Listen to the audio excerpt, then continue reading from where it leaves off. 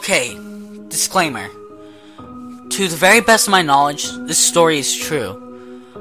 I don't expect to convince you. Truth be told, I've had a hard time coming to terms with it myself.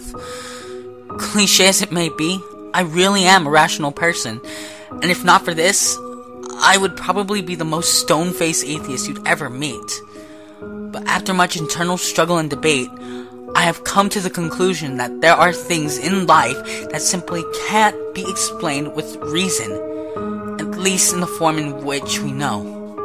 Logic, for all the trust we place in it, is really nothing more than a candle all too easily snuffed out. And when it's gone, we are left alone in the dark, and everything we would scoff at by daylight suddenly becomes very believable. Alright, before I wax too melodramatic, here's my story. I was very young, only 4 or 5 at most, before either of my siblings were born.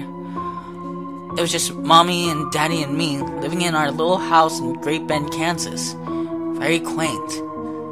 We were a young family without much money, and most of our furniture was second-hand. It was the middle of the day, summer, hot, boring. I was playing marbles by myself on a thin carpet beside the huge old flower-patterned couch. Mom was down the hall in the kitchen, and Dad was at work. Why I was trying to roll marbles around on the carpet, I don't know. We had a perfectly good linen floor after all. But there I was, swishing the marble back and forth, happily bouncing them into each other. Then, in my overzealous enthusiasm, I rolled too hard.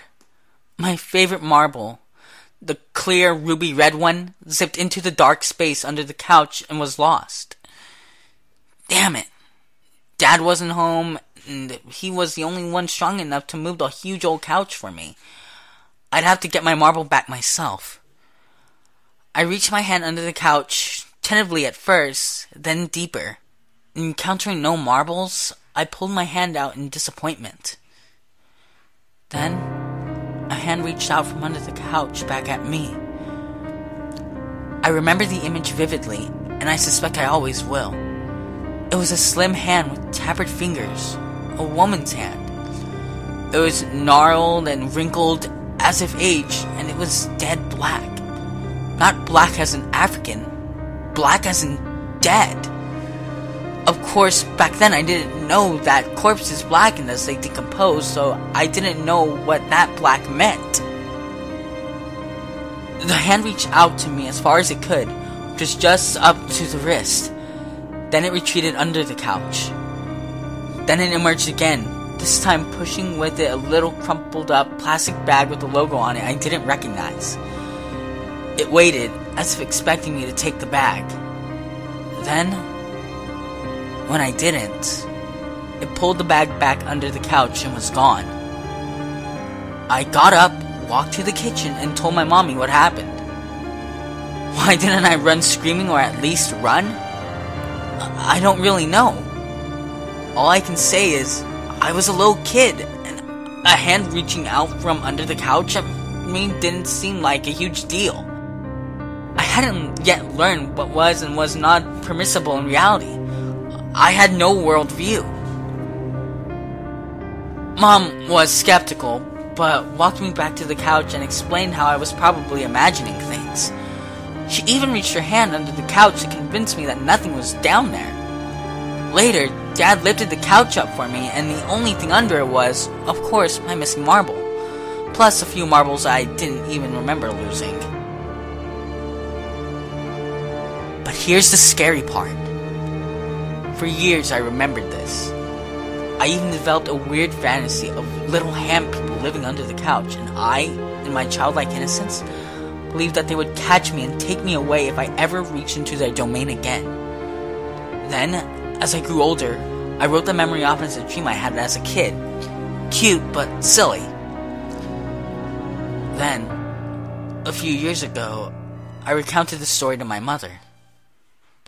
She gave me a funny look and told me she remembered it, because after all, she had been there.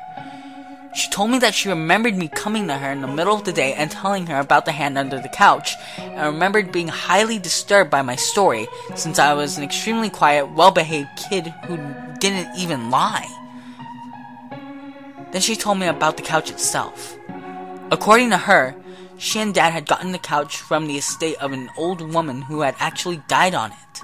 This was the first time I had ever heard about this, but it sure explained why they got rid of the couch within a month of my story.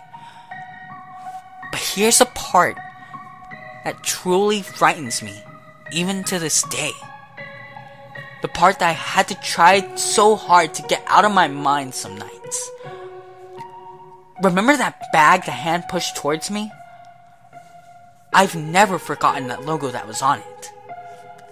And recently, as in a few years ago, I saw the same logo again, and what looked like the same type of bag in a hardware store. It was a bag of utility razor blades.